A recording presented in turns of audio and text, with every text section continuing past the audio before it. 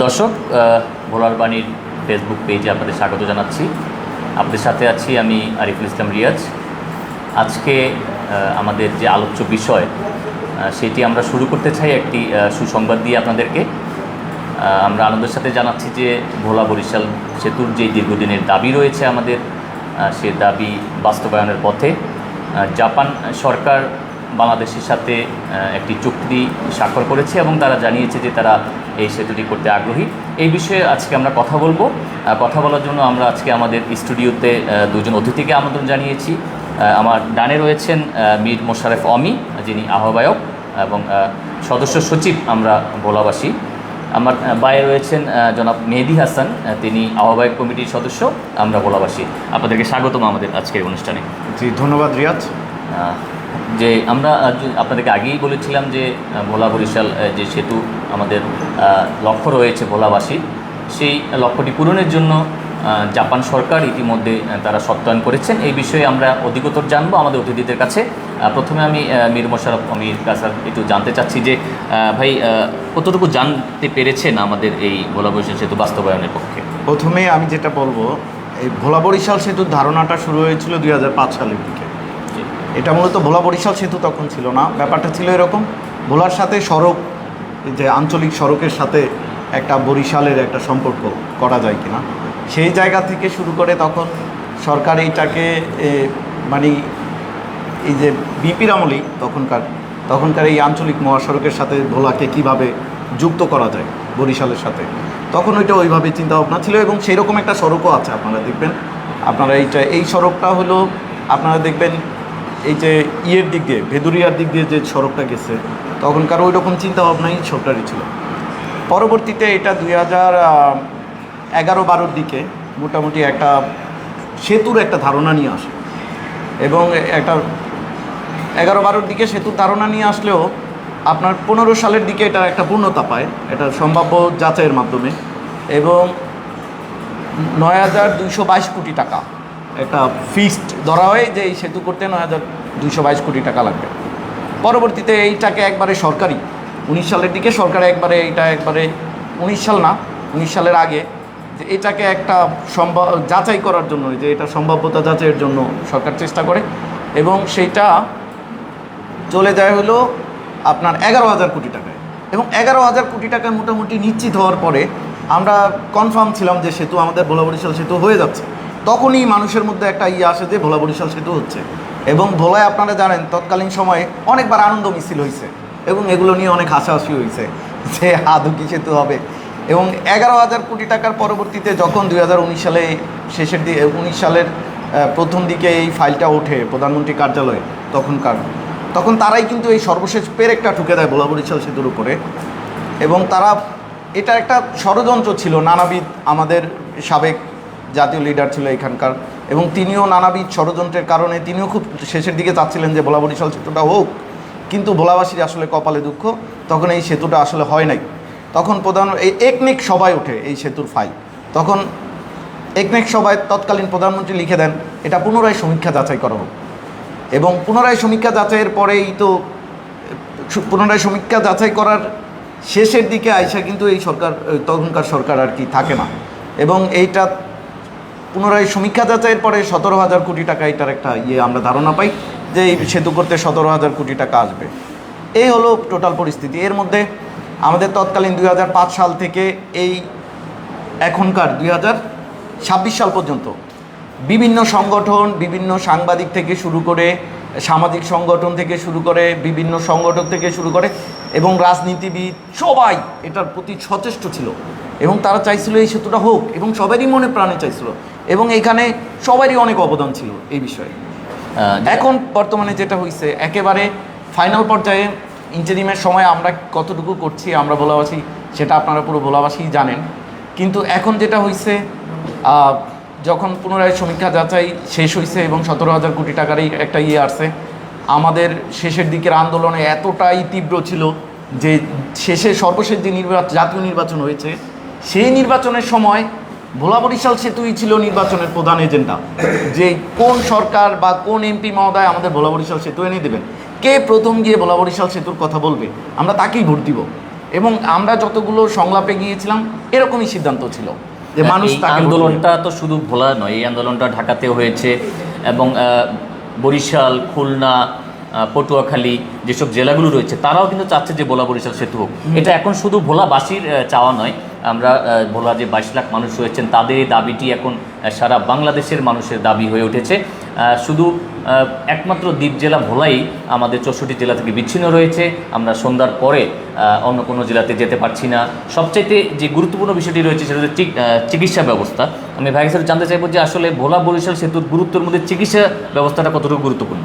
চিকিৎসা ব্যবস্থা তো অবশ্যই গুরুত্বপূর্ণ। আপনি দেখেন আমাদের কিন্তু আমরা ইন্টারিম সরকারের সময়, আন্দোলনের সময় আমাদেরকে তৎকালীন স্বাস্থ্য উপদেষ্টা আমাদেরকে প্রায় 14 জন 15 জন মতো এখানে বদলি করছে। বদলি করার পরে এরা অর্ধেক জয়েন করে নেই, আর যারা জয়েন করছে তারা চলে গেছে। তাদের মূল সমস্যাটা হলো যাতায়াত ব্যবস্থা। মানে এখানকার যেই ছেলেটা ঢাকার বাইরে থেকে বা বিভিন্ন জেলা থেকে এখানে জব করতে আসবে, চাকরি করতে আসবে, তারা নিরুপায় হয়ে যায় যে আমি সন্ধ্যার পরে যদি খবর পাই যে আমার মা বাবা মারা গেছে, আমি তাদের বা আমার পরিবারে কোনো দুর্ঘটনা ঘটছে, আমার ছুটে যাওয়ার কোনো সুযোগ নেই। সন্ধ্যার পরে এখান থেকে বের হওয়া যায় না। তো সেই জায়গা থেকে তারা আসলে থাকতে চাচ্ছে না। ভোলা একটা দ্বীপ অঞ্চল, এখানে যদি আপনি কানেক্টিভিটিটা হয়, এখানে স্বাস্থ্য খাতে যে কী একটা উন্নতি আসবে সেটা হলো এখানে মেডিকেল কলেজ হইলে, আমি মনে করি ভোলা বরিশাল সেতু যদি না হয়ে শুধু মেডিকেল কলেজ হয়, তাও অনেকেই বলেন যে ভোলা বরিশাল সেতু না হয়ে মেডিকেল কলেজ হইলেই হবে। আরে না ভাই, এইখানে মেডিকেল কলেজে চিকিৎসাটা কে দিবে আপনাকে? ডাক্তার কোথায় পাবেন? একজন প্রফেসর সে বরিশালে ঠিকমতো আসতে চায় না, সে যাতায়াতের উসিলা দিয়া তো সে বলাই আসবে না। তো বলা যদি আপনি মেডিকেল কলেজের একটা বিশাল স্ট্রাকচার করে রাখলেন, কিন্তু এখানে আপনার চিকিৎসা দেওয়ার জন্য ডাক্তার নাই, তাহলে এই যে 250 সজ্জার একটা বিশাল স্ট্রাকচার করে রাখছি, কিন্তু এখানে আমাদের কোনো ডাক্তার নেই। কারণ হলো এই ভোলা বরিশাল সেতু। এই ভোলা বরিশাল সেতু এটাই যুক্তিকতা যে ভোলা বরিশাল সেতু হলে আমাদের ডাক্তাররা ডে বাই ডে আসবে, তার প্রয়োজনে চলে যেতে পারবে, আসতে পারবে, আমাদের চিকিৎসার মান ডেভেলপমেন্ট হবে ব্যাপকভাবে। জি, ধন্যবাদ ভাই আপনাকে। আমাদের সাথে রয়েছেন ভোলা বরিশাল সেতুর আন্দোলনের প্রথম থেকে যিনি সক্রিয় ভূমিকা পালন করেছেন। এই আন্দোলনে অনেকেই অংশগ্রহণ করেছেন, অনেকের নাম আমরা মেনশন করে বলবো, এবং তাদের এই অবদানের ফলেই আজকে এই ভোলা বরিশাল সেতু। আমি আমার বাপাশে রয়েছেন মেহেদি হাসান, তিনি আহ্বায়ক সদস্য। আমরা ভোলাবাসী তার কাছে একটু জানতে চাইবো যে ভোলা বরিশাল যে সেতুটি বাস্তবায়নের পথে রয়েছে, এটি কি আপনাদের আন্দোলনের ফসল নাকি সরকারের কোনো উদ্যোগ? হ্যাঁ, ধন্যবাদ রিয়াজ ভাই। আসলে যা এই প্রশ্নটা খুবই ক্রিটিক্যাল যে আসলে আন্দোলনের ফসল কিনা। আমরা যারা আসলে বা আমাদের সাথে তো আমরা তো একা না, আমরা বলতে তো আমি একা না, আমরা মানি তো অনেকজন। তো আমরা যারা প্রথম থেকেই আমরা চেয়েছি যে নিঃস্বার্থে ভোলা বরিশাল সেতু হোক, এবং আমরা যে 6টি দাবি নিয়ে আমরা কাজ করি, এই 6টা দাবির প্রতিটা দাবি বাস্তবায়ন হোক, এটা আমরা সবসময় চেয়েছি এবং নিজেদের জায়গা থেকে আপ্রাণ চেষ্টা করে গিয়েছি আসলে প্রতিটা সময়। তবে এটা আসলে হলফ করে বলা যায় না যে আসলে এটা কি আন্দোলনেরই ফসল নাকি সরকার যে অবশ্যই সরকার চাচ্ছে। অবশ্যই আপনারা দেখেছেন যে বর্তমান রাষ্ট্রপ্রধান যে রয়েছে জনাব তারেক রহমান সাহেব, তিনি কিন্তু তার নির্বাচনী প্রচারণায় এসে বরিশালেই সে বলে গিয়েছে যে আমরা ভোলা বরিশাল এই সেতুটি আমরা করব। তাহলে আসলে কারো অবদান কি আমরা ছোট করে দেখছি না। আমি অনেক জায়গায় দেখা যায় যে এর আগে আমি বলেছিলাম আমার ব্যক্তিগত জায়গা থেকে যেই লোকটা একদিনের জন্য এসে আমাদের মিছিলের পিছনে দাঁড়িয়ে, একদম পিছনের কাতারে দাঁড়িয়ে একবার বলেছে যে আমাদের দাবি মানতে হবে, সেই লোকটারও মানে যেই অবদান সেটা কম না, সেটা ছোট করে দেখার সুযোগ নেই। কারণ এরপরেও তো অনেক মানুষ রাস্তায় এসে দাঁড়ায় নাই। কারণ এই দাবিটা তো একা আমার বা একা আপনার না, এই দাবিটা আমাদের যে ভোলার যে 18 লক্ষ মানুষ বা 22 লক্ষ, কিছু কিছু ক্ষেত্রে বলা হয় 22 লক্ষ, 22 লক্ষ মানুষ, এই 22 লক্ষ মানুষের এই গণমানুষের এই তো এই দাবি, প্রতিটা দাবির সাথে তো এই গণমানুষে আর 22 লক্ষ মানুষ আসলে এটার সাথে কানেক্টেড। তাহলে এই 22 লক্ষ মানুষ কি আসলে রাস্তায় এসে নামা সম্ভব হয় নাই বা হবেও না। তবে যারা এসে দাঁড়াইতে পারছে আপনার পাশে, আপনারা মিডিয়ার যারা রয়েছেন, আপনারা যেভাবে আমাদেরকে সমর্থন করেছেন, যেভাবে আমাদেরকে সাপোর্ট দিয়েছেন প্রতিটা ক্ষেত্রে, আপনাদের অবদানকে আমি কিভাবে ছোট করে দেখি, সেই সুযোগ কি আসলে রয়েছে? এইখানে একটা দারুণ বিষয় মিডিয়ার যেটা হয়েছে, আপনারা জানেন যে 3 জন উপদেষ্টাকে আমরা আটকে দিয়েছিলাম। এটা একটা পুরো বাংলাদেশে একটা প্রভাব পড়ছে ভোলা বরিশাল সেতুর আন্দোলনের ক্ষেত্রে। তখন আমরা তুমি তো ঘটনার একবারে সাক্ষী, মানে আমরা তো সেখানে ছিলাম, আমরা মাত্র 4-5 জন মিছিলে মানে কণ্ঠ, কিন্তু সেখানে যখন ভোকাল শোনা যায় প্রায় মনে হয় 40-50 জন এই ভোকালে অংশ নিয়েছে, এবং সেটা সবাই সাংবাদিক। এবং আমরা কিন্তু তখন জেনেছিলাম যে উপদেষ্টা আসবেন, তারা আমাদেরকে আশ্বাস সেতু দিবেন। দেওয়ার জন্য, হ্যাঁ আচ্ছা, সেতু দেওয়ার তারা জন্য আশ্বাস না দিয়ে চলে গেলেন। এটা ইন্টারেস্টিং।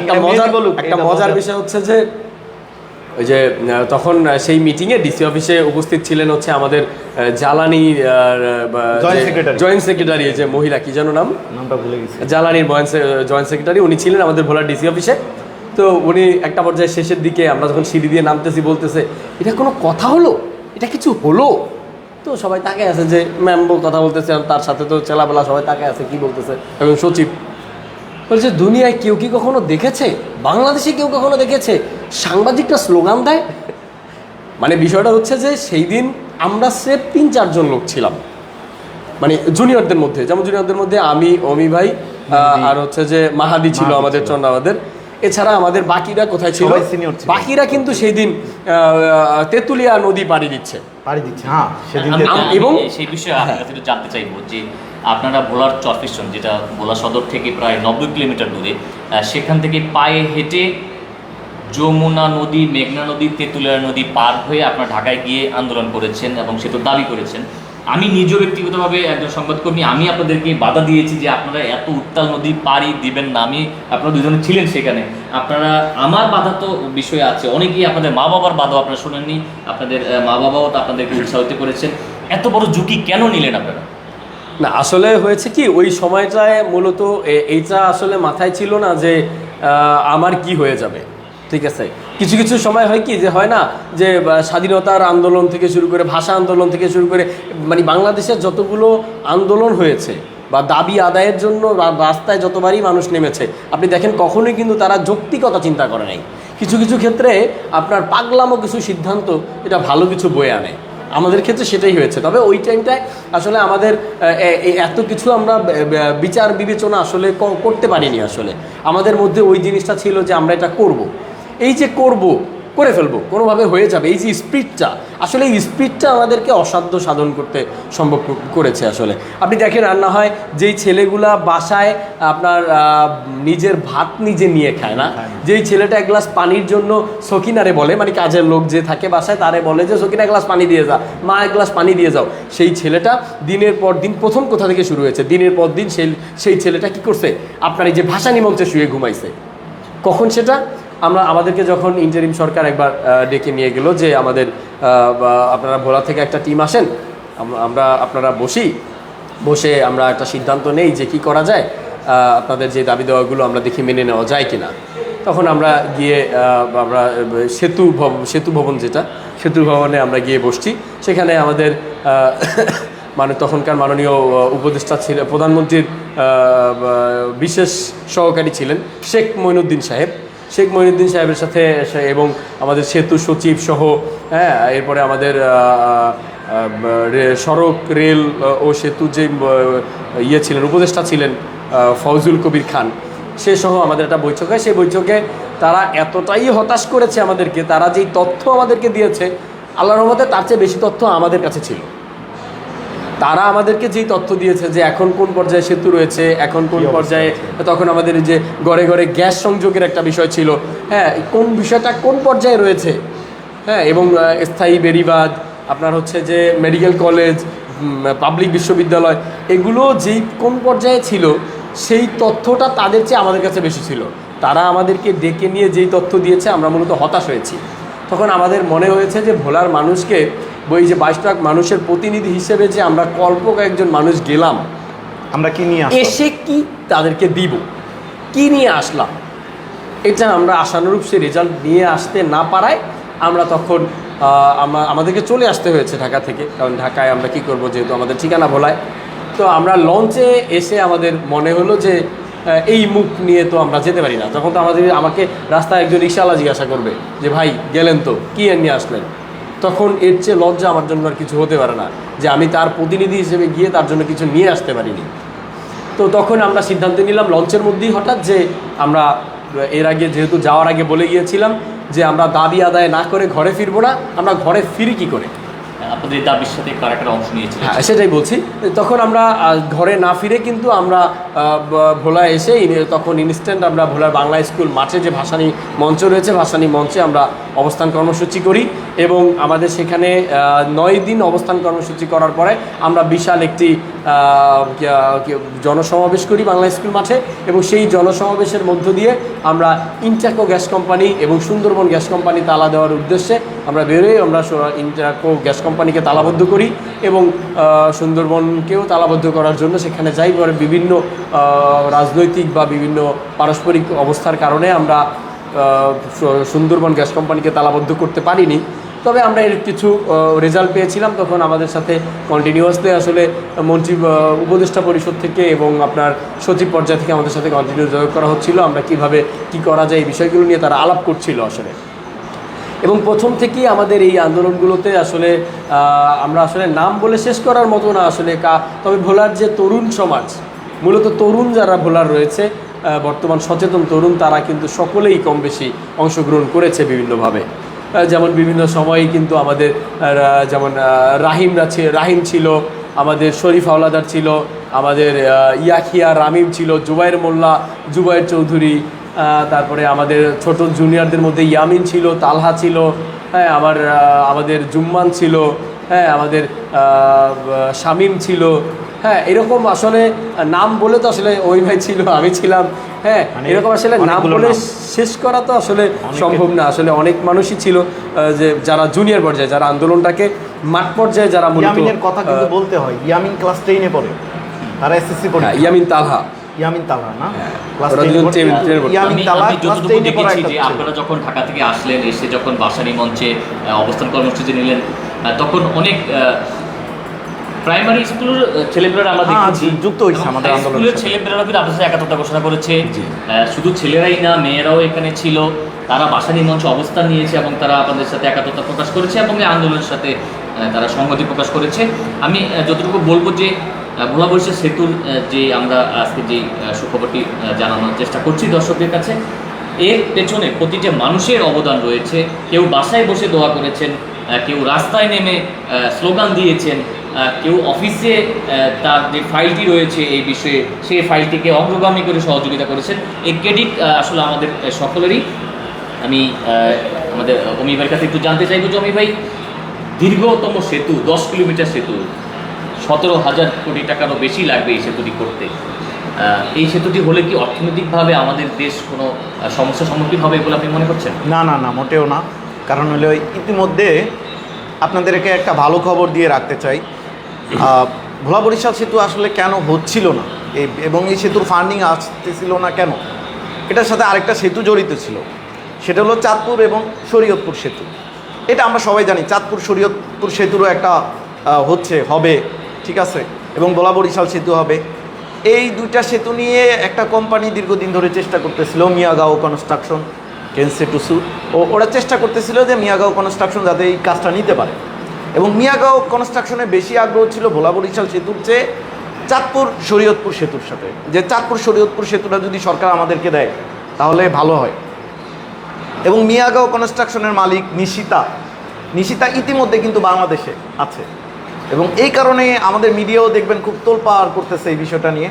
এটার আরেকটা কারণ হলো মিয়াগাঁও কনস্ট্রাকশনের যে মালিক নিশিতা অলরেডি নিশ্চিত করছে যে সে ভোলা বরিশাল সেতু এবং চাঁদপুর শরীয়তপুর সেতু তারা পাচ্ছে এবং জাপান সরকার তাদেরকে সত্যায়ন করেছে, ইতিমধ্যে সত্যায়ন করেছে। জাপান সরকার কীরকম সত্যায়ন করেছে, এবং জাপান সরকার আরও 2টা কোম্পানিকে তাদের সাথে ট্যাগ করে দিয়েছে যে তোমরা চাইলে, জাপান তো এরকম একটা সরকার, মানে জাপান তো আর আমাদের দেশের মতো না, এবং তারা চায় যে ভালোভাবে তাদের সুনাম থাকুক। এবং যেহেতু G2G প্রকল্প এবং পিপিপির মাধ্যমে এই কাজটা হচ্ছে, তো সর্বশেষ পিপিপির মাধ্যমেই হচ্ছে, মিয়াগাঁও কনস্ট্রাকশন পিপিপির মাধ্যমে আসতেছে এবং সেখানে 2টা সেতু একসাথে হচ্ছে, ভোলা বরিশাল সেতু এবং চাঁদপুর শরীয়তপুর সেতু, এবং এইটা মিয়াগাঁও কনস্ট্রাকশনের সাথে আরও 2টা কোম্পানি করতেছে। এবং আমাদের দেশের, আমি নামগুলো বলবো না, আমাদের দেশের কিছু ভালো ভালো ব্যক্তিবর্গ এটার সাথে জড়িত, ইতিমধ্যে তারা কাজ করতেছে এটা নিয়ে। আশা করি খুব শীঘ্রই আগামী 6-7 মাসের মধ্যে আমরা আসলে কার্যক্রম দেখতে পাবো। ইতিমধ্যে মাসখানেক আগে আমি আলহামদুলিল্লাহ লিখে ফেসবুকে পোস্টও করেছি এইসব বিষয়ে জানার কারণে, এবং আমি তথ্যগুলো মোটামুটি সঠিকভাবেই জানি। আমি নিশ্চয়তা দিয়ে বলতেছি মোটামুটি আলহামদুলিল্লাহ আমাদের সেতু হচ্ছে, এটা কনফার্ম। এবং যেহেতু চাঁদপুর শরীয়তপুরের সেতুর ব্যাপারেও সরকার ভোলা বরিশাল সেতুর চাপে হলেও তাদেরকে দিতে চাচ্ছে, এটা আমাদের জন্য ভালো খবর।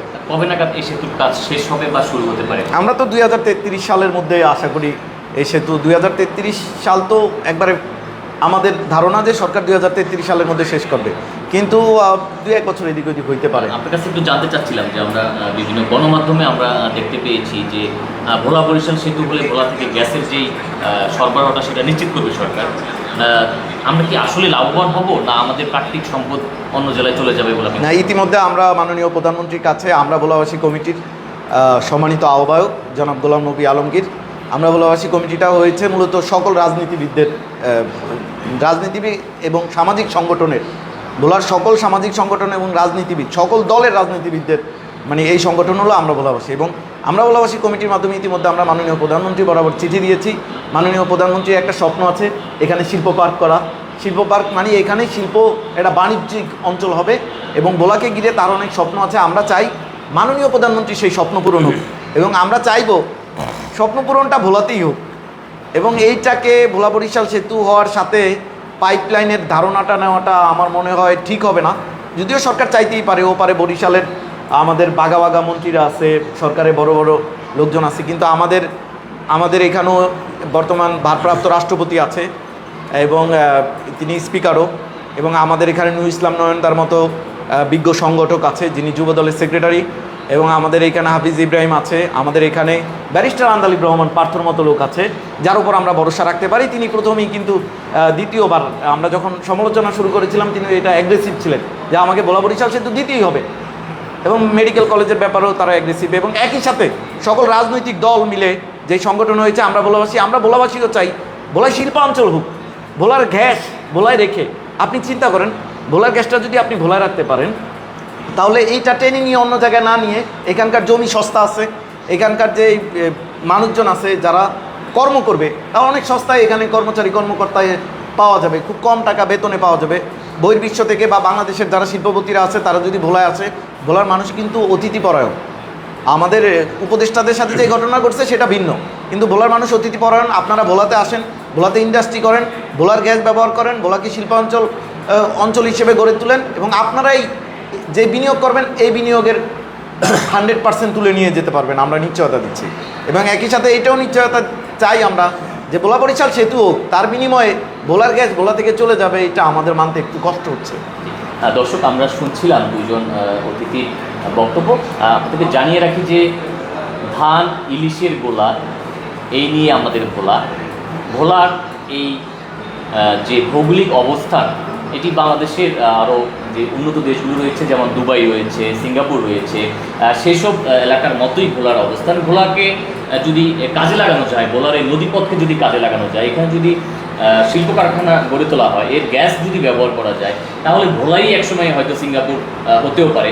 তো এক্ষেত্রে আমার পাশে রয়েছে মেহেদি হাসান, তার কাছে একটু জানতে চাইব যে মেহেদি, এর আগে যখন পদ্মা সেতু হয়েছে তখন অনিয়ম এবং দুর্নীতির দায়ে পদ্মা সেতুর কাজ বন্ধ হয়ে যায়। আপনি কি মনে করেন যে ভোলা বরিশাল সেতুতে এই ধরনের কোনো প্রভাব পড়বে, বা আমরা কতটা সচেতন করতে পারবো? আচ্ছা, ধন্যবাদ আপনাকে। সেটা হচ্ছে এই ঝুঁকিটা আসলে থেকেই যায়, কারণ এত 17,000 কোটি টাকা, আপনি জানেন যে 11,000 কোটি টাকা মূলত প্রথমে এটা নির্মাণ ব্যয় ধরা হয়েছিল, পরবর্তীতে সেটাকে কিন্তু সেটা বৃদ্ধি করে 17,000 কোটি টাকায় নেওয়া হয়েছে। আমরা কিছু কিছু সময় আনঅফিসিয়ালি এখন শুনতে পাচ্ছি যে হয়তো ভবিষ্যতে এটাও 17,000 কোটি থেকে হয়তো 22,000 23,000 কোটি টাকায় গিয়ে পৌঁছাবে, এমনটা আমরা শুনতে পাচ্ছি। এত বড় মেগা প্রকল্পগুলোতে আসলে এই ঝুঁকিগুলো থেকে যায় আসলে।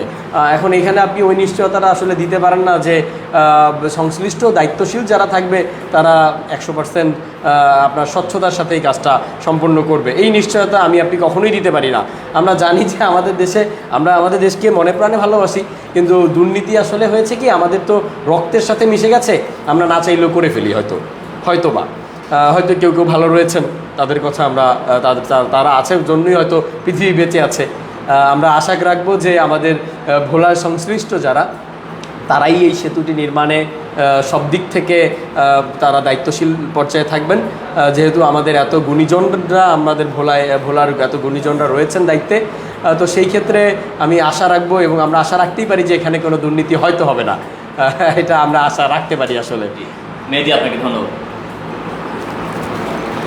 দর্শক, আপনারা জানেন যে বর্তমান সরকার নির্বাচনের আগে যিনি বর্তমান সরকারের প্রধানমন্ত্রী রয়েছেন জনাব তারেক রহমান, তিনি বরিশালে একটি বিভাগীয় সমাবেশে এসেছিলেন এবং তিনি সেখানে ভোলার যিনি সংসদ সদস্য রয়েছেন ব্যারিস্টার আন্দালিব রহমান পার্থ, তিনি ভোলা বরিশাল সেতু সম্পর্কে দাবি জানিয়েছেন এবং এই দাবির পক্ষে প্রধানমন্ত্রী তিনি সম্মতি জানিয়েছেন এবং তিনি বলেছেন যে তারা ক্ষমতায় আসলে ভোলা বরিশাল সেতু বাস্তবায়নের জন্য তারা কাজ করবেন।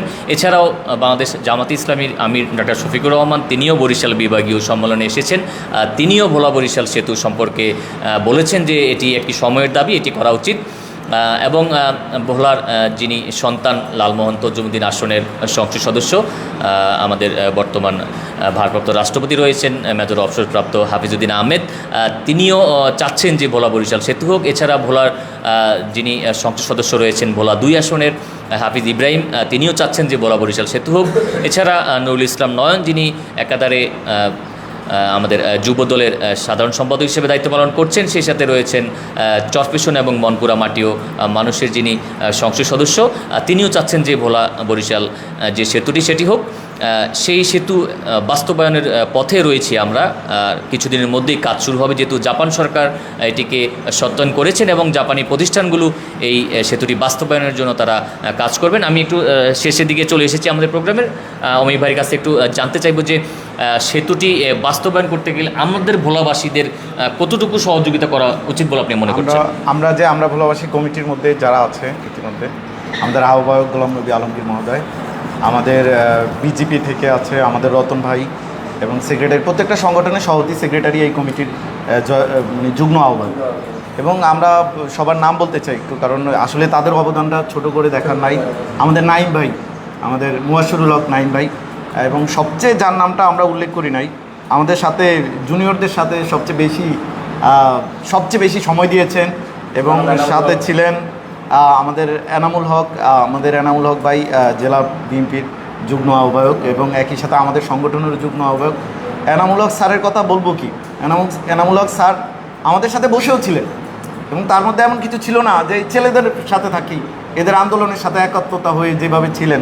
এবং আমাদের জেলা বিএনপির জেলা বিএনপির সদস্য সচিব রাইসুল আলম ভাই, তার কথা, তিনি একবার এইটাকে এমনভাবে দেখেন, মানে ভোলা বরিশাল এই আন্দোলনকে এমনভাবে দেখেন, এমনভাবে ওন করেন, এটা আসলে এটা একটা অবিশ্বাস্য ব্যাপার। আমরা কোনো সামাজিক সংগঠনে আন্দোলনকে লিডাররা এমনভাবে ওন করে আমি এটা কখনো দেখি নাই। এবং এটা সারা বাংলাদেশে একটা ব্যতিক্রম উদ্যোগ যে ভোলার সকল রাজনৈতিক দল ঐক্যবদ্ধ। আমি বিজেপির সভাপতি মহোদয় রতন ভাই এবং সেক্রেটারি মহোদয় আছে বিল্লা ভাই, ঠিক আছে, এবং আপনার জামাতের হারুন ভাই সেক্রেটারি, ইসলামী আন্দোলনের মানে ওবায়দ ভাইয়ের কথা ওবায়দ ভাইয়ের কথা মিস করে গেছি। ওবায়দ ভাই সহ আমরা ঢাকায় একটা 2015 সালে একটা কমিটি করেছিলাম, এটা হলো ভোলা বরিশাল সেতু আন্দোলন বাস্তবায়ন কমিটি। ওই কমিটির আমি সাংগঠনিক সম্পাদক এবং ওইখানকার একটা কমিটি হয়েছিল, ওবায়দ ভাই ওই কমিটির সেক্রেটারি, সে এখনও লেখে কিন্তু ভোলা বরিশাল সেতু আন্দোলন বাস্তবায়ন কমিটির, সে বহুমুখী। আমাদের একটা চিন্তা চেতনা ছিল এটা বহুমুখী হোক, এখান দিয়ে ট্রেন চরপেশন পর্যন্ত যাক, মানে ট্রেন যদি বরিশাল আসে বা কুয়াকাটা যায়, ট্রেন যাতে চরপেশন পর্যন্ত যায়, এরকম একটা চিন্তা ভাবনা ছিল। এবং এখনও চাইলে সরকার এটা যুক্ত করতে পারে কিনা জানি না, ট্রেন যদি চরপেশন পর্যন্ত যায় এটা আমাদের জন্য একটা বিশাল ব্যাপার। এবং এইখানে যারা যারা আন্দোলনে সক্রিয় ছিল, আমাদের জুনিয়ররা তো মেহেদী বলছি, অনেকের নাম হয়তো বাদ পড়ে যেতে পারে, অনেকে আবার একটু বলতে হবে, অনেকের নাম বাদ পড়ে যেতে পারে, অনেকে হয়তো এই জন্য করতে পারেন, কিন্তু আপনাদের সবাই আমাদের হৃদয়ে আছেন। আপনাদের সবার এই সংগ্রামের কারণে তরিক ভাইয়ের কথা বাদ পড়ে গেছে, মাওলানা তরিকুল ইসলাম তরিক ভাই, মানে সবসময় পাইতাম তাকে আমাদের এই আন্দোলনের ইসলাম, ফোন করলেই সবার আগে হাজির বলবেন না, মানে এইটার জন্য এতটা সাংগঠনিকভাবে তারা এতটাই প্রত্যেকটা সংগঠনকে, রাজনৈতিক সংগঠন, সামাজিক সংগঠনকে আমি এতটা তৎপর হইতে দেখি নাই।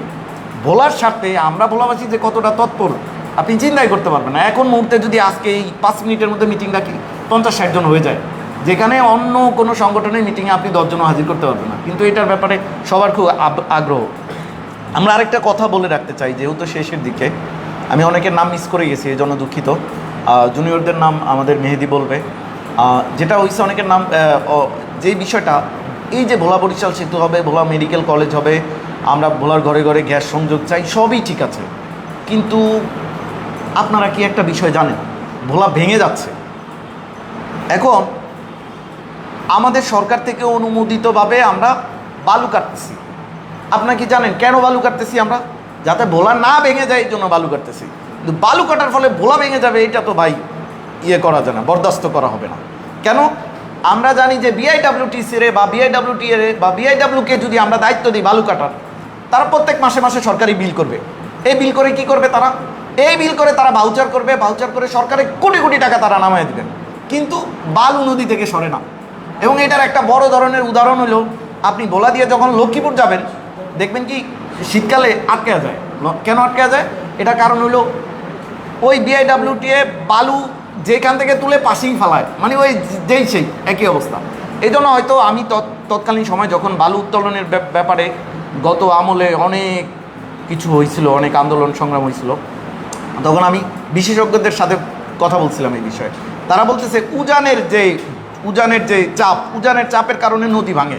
এখন উজানের চাপে যে পানিটা প্রবাহ হয়, এই পানি প্রবাহটা তোমরা পরিষ্কার করে দাও, তাহলে কিন্তু তোমার এখানে বাড়ি দিবে না। তো পরিষ্কার করার জন্য কি দরকার? বালু উত্তোলন করা দরকার। এখন পরিষ্কার করার জন্য বালু উত্তোলন করা দরকার কোথায়? বালু মহলে। আপনারা একটা জিনিস খেয়াল রাখবেন, বালু মহল। এখন আমরা যদি বালু মহলে বালি না তুইলা আমরা অন্য জায়গায় বালি তুলি, যে জায়গায় বালি তুললে ভোলার সর্বনাশ হবে, তাহলে তো ভাই নিজের পায়ে নিজে কুড়াল মারা। আপনি গাছে উঠে নিজের পায়ে নিজে কুড়াল মেরে, ওই যে আসে না নিবুদ্ধিতার পরিচয়, গাছে উঠে আমি এই পাশ দিয়ে কুড়াল দিয়ে নিজেকে ফেলে। সাথে একটু যোগ করতে চাচ্ছি যে বালু উত্তোলনটা ভোলার এখন টপ অফ দ্য টাউন যেটা বলা হয়, এবং সবার মুখে মুখে এই জিনিসটি রয়েছে। আমি যারা বালু তুলছেন এবং যারা অনুমোদন দিয়েছেন এবং যারা আমাদের আইন শৃঙ্খলা নীতি নির্ধারক রয়েছেন, তাদেরকে বলবো যে একটু ভেবে দেখুন না আপনার এখানে অবস্থানটা কোথায়, আমাদের অবস্থানটা কোথায়, আমাদের ভবিষ্যৎ কোথায়, আমাদের ভোলা বরিশাল সেতু হলে এর কতটা প্রভাব পড়বে, এই বিষয়টা আমরা আবার যেন একটু ভেবে দেখি। ধন্যবাদ ভাই আপনাকে। আমরা এটা একটু বলে রাখি, বালু উত্তোলনের ব্যাপারে আমার কোনো নিষেধাজ্ঞা নাই, বাট বালু মহল থেকে নির্দিষ্ট জায়গা থেকে প্রশাসন থেকে এমন একটা জায়গা ফিক্সড করে দেওয়া, উজানের পানি কিভাবে নামে এবং উজানের পানি যে দিক দিয়ে নামে সেই জায়গায় বালু উত্তোলন করা হোক, এবং প্রয়োজনে এখানে গবেষণা করা হোক, গবেষণা করে এখানে জায়গাটা বরাদ্দ দেওয়া হোক সরকার থেকে। বালু উত্তোলন করা কিন্তু ভালো, বালু উত্তোলন করা ভালো, কিন্তু ভোলাবাসী, আমরা ভোলার সকল মানুষ মনে করতেছি বালু উত্তোলন খারাপ। নদীতে কিন্তু প্রচুর পলি মাটি জমে, এই পলি মাটি জমার ফলে কিন্তু আপনার গতিপথ পরিবর্তন হয়, গতিপথ পরিবর্তন হয়। আমরা যাতে নদীর গতিপথ পরিবর্তন না হয়, আমাদের ভোলা কিন্তু অনেক ভেঙে গেছে। সরকার কেন বালু উত্তোলন করতে চাইতেছে? সরকার বালু উত্তোলন করতে চাইতেছে, ওই যে বলতেছি বিআইডব্লিউটি তারা ঠিকভাবে করে না, এদের দিয়ে বালু উত্তোলন করলে এটা ভালো হয়। কিন্তু আমরা যদি এমনভাবে বালু উত্তোলন করি যেটা আমাদের জন্য ক্ষতিকর, আমরা চাই বালু উত্তোলনটা ভোলার জন্য লাভজনক হয়, ভোলার মানুষের জন্য লাভজনক হয়, ভোলা না ভাঙে, উজানের পানি যেন ভালোভাবে নেমে যায়। সেটা যদি অবৈধভাবে বালু উত্তোলন হয়, সেক্ষেত্রে তো আমাদের ভোলা বরিশাল সেতু হুমকির মুখে পড়বে। পুরো আমার যখন এইখানেই এই মাটি ভূমি থাকবে না, তখন আমারই তো অস্তিত্ব থাকবে না, আমার সাথে আপনার কখনোই দেখা হবে না যখন ভূমি থাকবে না। ধন্যবাদ ভাই। আমরা একদম শেষ দিকে রয়েছি। মেহেদীবের কাছ থেকে একটু শেষ জানতে চাইবো যে ভোলা বরিশাল যে সেতুর আন্দোলনের পক্ষে সরাসরি অংশগ্রহণ করেছেন এমন কিছু ভাই যারা রয়েছেন, তাদের সম্বন্ধে মেহেদীব একটু কিছু বলবেন। ধন্যবাদ। আসলে প্রথম থেকেই আমরা আমাদের আন্দোলনগুলোতে যারা সক্রিয় ছিল তাদের মধ্যে আমরা অনেকের নাম বলেছি, কারো কারো নাম মিস হয়েছে। যেমন আমাদের মাহাদি আছে, যে মাহাদির যে অবদান, আসলে অনেক অবদান রয়েছে, প্রথম থেকেই আমাদের সাথে ছিল। আমাদের সৌরভ রয়েছে, খুব সক্রিয় একজন আন্দোলনকারী, সবসময় যে আমাদের সাথে ছিল। আমাদের ঈশান ছিল সবসময় আমাদের সাথে, হ্যাঁ আমাদের সাথে ছিল সবসময় আমাদের যে কোনো আন্দোলন সংগ্রামে। আমাদের ইসমাইল সাজি ছিল, হ্যাঁ। এরপরে বাকিদের কথা তো, এবং বিশেষ করে আমাদের যে আমরা যে মানে অসাধ্য সাধনটা আসলে যেটা হয়েছে, আমাদের তরুণরা যেটা করেছে, যে ভোলার চরফেশন জ্যাকব টাওয়ারের নিচ থেকে শুরু করে এই যে ঢাকা শাহবাগ পর্যন্ত এই পুরো পথটা যে আমরা পায়ে হেঁটে গিয়েছি, এবং পথে যেখানে নদী ছিল আপনারা জানেন যে সেখানে আমরা সাঁতার কেটে পার হয়েছি। এটা আসলে কেন হয়েছে, আমরা কেন করেছি, মানুষের মধ্যে একটা প্রশ্ন থাকতে পারে। এটা মূলত হচ্ছে একটা প্রতিবাদের ভাষা। আসলে প্রতিবাদের ভাষা এক এক সময় এক এক রকম হয়ে থাকে। আপনি দেখবেন যে উন্নত বিশ্বে তারা বিভিন্নভাবে বিভিন্ন ভাষা দেখবেন যে সেটা আমাদের দেশের সংস্কৃতি সেটা মেনে নেবে না, এমন সংস্কৃতিও অন্যান্য উন্নত দেশে আছে, ওটাও প্রতিবাদের ভাষা আসলে। তো প্রতিবাদের ভাষা ছিল আমাদের। কেন প্রতিবাদের ভাষা? যে আপনি আমাকে এই যে মূল ভূখণ্ডের সাথে সড়ক পথে যোগাযোগের ব্যবস্থা করে দিবেন না, আমি এটা একটা প্রতিবাদ করলাম, আমি তাহলে পায়ে হেঁটে যাব, আমি সাঁতার কেটে যাব। সেই প্রতীকী আমার এই প্রতিবাদ থেকেই কিন্তু মূলত আমাদের এই অসাধ্য সাধনের যাত্রা শুরু, এবং আমরা সেটা শুরু করেছিলাম 11 নভেম্বর 2025 আমরা শুরু করেছিলাম চরফ্যাশন জ্যাকব টাওয়ারের নিচ থেকে। এবং সেখানে আমরা ওই ভাই ছিলেন, আমি ছিলাম, রাহিম ছিল, শরীফ হাওলাদার ছিল, আমাদের জুম্মান ছিল, হ্যাঁ, আমাদের ইয়াহিয়া রামিম ছিল, জুবায়ের চৌধুরী ছিল, জুবায়ের মোল্লা ছিল, সৌরভ ছিল, আমাদের মাহাদি ছিল, হ্যাঁ, আমাদের হচ্ছে আমাদের তালহা, জুনিয়র তালহা ছিল, আমাদের ইসমাইল সাজি ছিল, আমাদের ইয়ামিন ছিল, শামীম ছিল, হ্যাঁ। আমরা এই কয়েকজন মিলেই কিন্তু মূলত আমাদের এই যে আমাদের যেই যাত্রাটা আসলে এটা শুরু করেছিলাম। এবং যে অমি ভাই একটু আগে যেটা বলেছিল, আসলে এই যে আন্দোলনগুলোর পিছনে সিনিয়র মহলে আসলে আমাদের যেসব রাজনীতিবিদরা রয়েছে, নট অনলি রাজনীতিবিদ, আপনি দেখেন যে আমাদের যত সামাজিক সংগঠন, স্বেচ্ছাসেবী সংগঠন, যত আপনার সাংস্কৃতিক সংগঠনগুলো রয়েছে, থিয়েটারগুলো থেকে শুরু করে, এই প্রত্যেকেই কিন্তু ওই যে আমরা ভোলাবাসীর একটা জায়গায় এসে তারা এইখানে কিন্তু তারা ছাড় দিতে নারাজ। এবং এইখানে তারা কিন্তু দল মত নির্বিশেষে প্রত্যেকে প্রতিজ্ঞাবদ্ধ যে হ্যাঁ, আমাদের এই 6টা দফা দাবি আমাদের বাস্তবায়িত হতেই হবে। তবে আরেকটা বিষয়, আমরা আজকে যে বিষয়গুলো নিয়ে কথা বলতে এখানে এসেছি, আপনারা আমাদেরকে ইনভাইট করেছেন যে বিষয়টা নিয়ে কথা বলতে। হয়তো আপনারা ফেসবুকে, পত্রিকায় দেখেছেন যে ভোলা বরিশাল সেতু সম্পর্কে যে সত্যায়ন হয়েছে, এবং হচ্ছে যে মানে কবে হচ্ছে বা আদৌ হচ্ছে কিনা, এই বিষয়গুলো নিয়ে কথা বলতে। আসলে আমরা মূল টপিকের বাইরে অনেক বিষয় নিয়ে বেশি কথা বলে ফেলেছি। এর প্রধান কারণ হচ্ছে কি, আবেগের জায়গা তো। আপনি সাংবাদিক, আপনাকে বলতে দিলে, আপনি যেহেতু ভোলার সন্তান, আপনিও যেহেতু এই দাবিগুলোর সাথে একমত পোষণ করে আসছেন আগে থেকেই, তো আপনিও আসলে বলার মতো অনেক কথা রয়েছে। আসলে আবেগ ধরে রাখার বিষয় না, আসলে আবেগ ধরে রাখা যায় না, নিয়ন্ত্রণ করা যায় না। সেই ক্ষেত্রে আমরা এত কথা আসলে হয়ে গেছে। কিন্তু আপনি দেখেন যে আমাদের ভোলা বরিশাল সেতু নিয়ে আলোচনার কিন্তু এখন আমাদের প্রায় শেষ পর্যায়ে, এখন বাস্তবায়ন হওয়ার পথে। আমরা জাপান সরকার আমাদের যেই সেতুটি করার পক্ষে তারা প্রকাশ করেছেন, আগ্রহ প্রকাশ করেছেন, এবং সেই ক্ষেত্রে তারা একটু শর্ত জুড়ে দিয়েছেন যে ভোলা বরিশাল সেতু এবং চাঁদপুর মাদারীপুর যেই সেতু, চাঁদপুর শরীয়তপুর যেই সেতুটি, এই দুইটি সেতু একই কোম্পানিকে দিতে হবে। তারা বলতে চাচ্ছিল যে ভোলা বরিশাল সেতুর যে তুলনামূলক লাভজনক একটা প্রজেক্ট হচ্ছে চাঁদপুরের শরীয়তপুর সেতু। সেই ক্ষেত্রে যদি ভোলা বরিশাল সেতু এবং চাঁদপুর শরীয়তপুর সেতু দুইটা যদি তাদেরকে একটা কোম্পানি মিয়াগা কনস্ট্রাকশন লিমিটেডকে দেওয়া হয়, তাহলে সেই ক্ষেত্রে তারা দুইটাকে ব্যালেন্স করে তাদের একটা লাভ, যেহেতু তারা মানে লাভের উদ্দেশ্যে, ব্যবসায়িক উদ্দেশ্যে এখানে বিনিয়োগ করতে আসছে, সেহেতু তারা লাভটা তো উঠায় নিতে হবে। কারণ আপনি যদি একটা ব্যবসা প্রতিষ্ঠান দেন, আপনার অবশ্যই লস আপনার উদ্দেশ্য থাকবে না, আপনার উদ্দেশ্য থাকবে লাভ। সেই ক্ষেত্রে তারাও লাভ করার জন্য, লসের জন্য তারা না যায়, সেই জন্য তারা দুইটা সেতু তারা চাচ্ছে। কিন্তু আমাদের সেতু কর্তৃপক্ষের সাথে হয়তো শরীয়তপুর এবং চাঁদপুর সেতুটি চায়না একটি কোম্পানির সাথে কথা হচ্ছে, কনস্ট্রাকশন কোম্পানির সাথে। সেই ক্ষেত্রে তারা বলেছে যে সেটা এবং আমাদের এই সেতু দুটাই যদি তাদেরকে দেওয়া হয়, তাহলে তারা খুবই ভালোভাবে এবং স্বাচ্ছন্দ্য মতো তারা এই কাজটা সম্পন্ন করতে পারে, এবং আমাদের চাহিদা মোতাবেক আমাদের জনগণের জন্য এবং বাংলাদেশের ভালোর জন্য তারা কাজ করতে পারবে, ভূমিকা রাখতে পারবে। এমনটাই আমরা জানতে পারছি, এবং আমরা আশাবাদী যে খুব দ্রুত সময়ের মধ্যেই এই ভোলা বরিশাল সেতুর বাস্তবায়ন হবে। জমি অ্যাকোয়ার থেকে শুরু করে বাকি কাজগুলো শুরু হবে, এবং আমরা স্বচক্ষে দেখে যেতে পারবো। আমাদের পূর্বপুরুষরা যারা দেখে যেতে পারেনি, তারা আসলে দুর্ভাগা। আমি যেটাই বলবো, আমার বাবা দুনিয়া থেকে চলে গেছেন, তিনি দেখে যেতে পারেনি। তার আমল থেকেই মূলত তিনিও শুনে গেছেন যে ভোলা বরিশাল সেতু হচ্ছে, সে দেখে যেতে পারেনি। আমরা আশা করি আমরা দেখে যেতে পারবো, এবং আমাদের পরবর্তী প্রজন্মের জন্য আমরা একটি উন্নত স্বনির্ভর ভোলা, আমরা ভোলা অবশ্যই স্বনির্ভর। আপনি দেখেন, আমরা আমাদের উৎপাদিত পণ্য, আমাদের উৎপাদিত শস্য দিয়েই কিন্তু আমরা পরিপূর্ণ, আমরা স্বনির্ভর হচ্ছি, এবং আমরা বাংলাদেশের উন্নয়নে যেন আমরা ভূমিকা রাখতে পারি, সেই ক্ষেত্রে ভোলা বরিশাল সেতুটি আমাদের প্রয়োজন, সেই ক্ষেত্রে আমাদের ভোলা মেডিকেল কলেজটি আমাদের প্রয়োজন, সেই ক্ষেত্রে আমাদের ভোলার পাবলিক বিশ্ববিদ্যালয় আমাদের প্রয়োজন, সেক্ষেত্রে আমাদের স্থায়ী বেড়িবাঁধ প্রয়োজন। কারণ আপনি যদি ভোলাকে টিকাই রাখতে না পারেন, আপনি আমার এই ভূখণ্ডকে যদি টিকাইতে না পারেন, তাহলে আপনি কি কোত্থেকে শস্য আসবে? কোত্থেকে আপনি গ্যাস ভিত্তিক শিল্প কারখানা করবেন, সেখান থেকে বিভিন্ন পণ্য বাংলাদেশের জন্য আপনি তৈরি করবেন, আপনি বা বিদেশে আপনি রপ্তানি করবেন। তো আমরা চাই সবাই আমরা এই একটা জায়গায় অন্তত আমাদের এই যে নিজেদের দাবি, আমাদের অধিকারের জন্য আমরা জন্য একত্ববদ্ধ থাকি, আমরা যেন একটা জায়গায় সকলের অঙ্গীকার যেন এক হয়, এবং সেই আহ্বান রেখে এবং সমগ্র ভোলাবাসীর প্রতি শেষ আহ্বান আমার এটাই থাকবে যে ইতিপূর্বে যেভাবে আপনারা আমাদের দাবি, আমাদের দাবির পক্ষে ছিলেন, যে কোনো সময়ের প্রয়োজনে আপনারা রাস্তায় নেমে এসেছেন, আগামী দিনগুলোতেও সময়ের প্রয়োজনে আপনাদেরকে পাশে পাবো এবং আপনারা আমাদেরকে পাশে পাবেন। আমরা সবাই একত্রে আমাদের এই স্বপ্নের পথে এগিয়ে যেতে পারবো, সেই আশাবাদ ব্যক্ত করে আমি আজকের মতো আমার কথা এখানে শেষ করছি। ফিরে যাচ্ছি রিয়াজ ভাইয়ের কাছে। রিয়াজ ভাই, ধন্যবাদ মেহেদী হাসান আপনাকে। দর্শক, ভোলা বরিশাল সেতু আমাদের প্রাণের দাবি।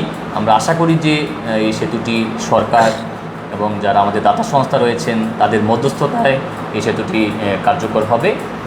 আপনাদের কাছে ভোলার বাণী থেকে একটাই মেসেজ দিতে চাচ্ছিলাম যে আমরা যেন এই সেতু নিয়ে কোনো প্রোপাগান্ডা না ছড়াই, যেন মিথ্যা তথ্য না ছড়াই, যেন গুজব না ছড়াই, যেন নেগেটিভ কোনো কিছু না ছড়াই। আমরা অনেক সময় দেখতে পাই যে সেতুতে শিশুদের মাথা লাগবে, এই ধরনের গুজব আমরা শুনতে পাই।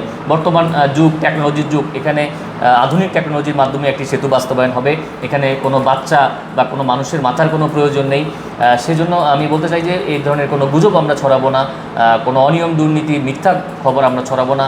আমরা সবাই সবার জায়গা থেকে প্রত্যাশা করব যে সৃষ্টিকর্তা যেন আমাদের এই সেতুটি বাস্তবায়নের জন্য আমাদের সহায় হন। আপনারা ভোলার বাণীর সাথে ছিলেন এতক্ষণ, আপনাদেরকে ধন্যবাদ জানাই এবং আমাদের এই ধরনের সংবাদ, এই ধরনের টকশো আরও চলবে, আপনারা আমাদেরকে ফলো রাখবেন। ধন্যবাদ সকলকে।